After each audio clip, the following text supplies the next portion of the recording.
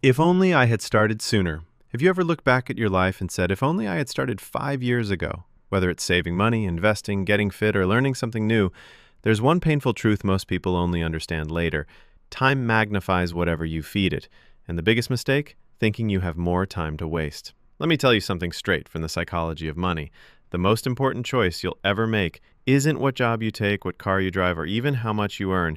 It's how you behave with money today. Number one, behavior beats intelligence. Morgan Housel said it best. Doing well with money has little to do with how smart you are and a lot to do with how you behave. So here's the choice.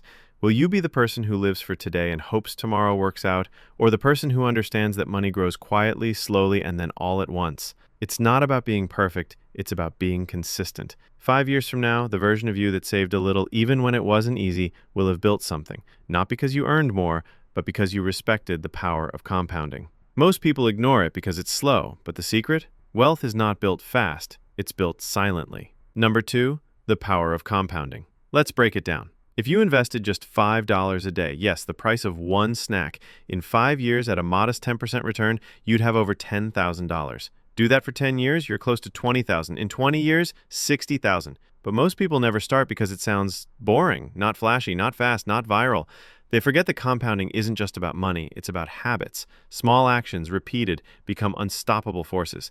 The person who reads 10 pages a day becomes wise, the one who walks 20 minutes a day becomes healthy, and the one who saves consistently becomes wealthy. Not overnight, but eventually. You don't need to be brilliant, you just need to not screw it up. That's Housel's golden rule. It's not about genius, it's about avoiding disaster and staying in the game long enough to win. Number three, the silent trap, lifestyle creep. Here's the real enemy, lifestyle creep.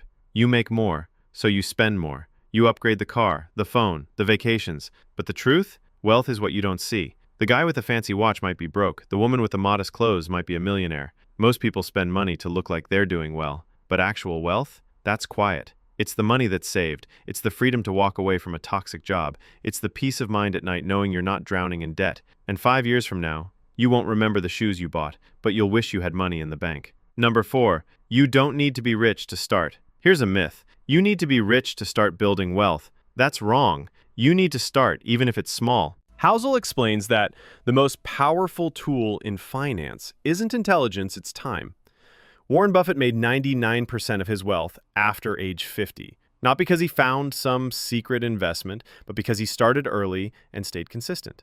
That could be you. Start small, stay steady, give it time. Don't aim to get rich fast, aim to stay wealthy forever. 5, the one choice that shapes everything. So what's the one choice you'll wish you made today?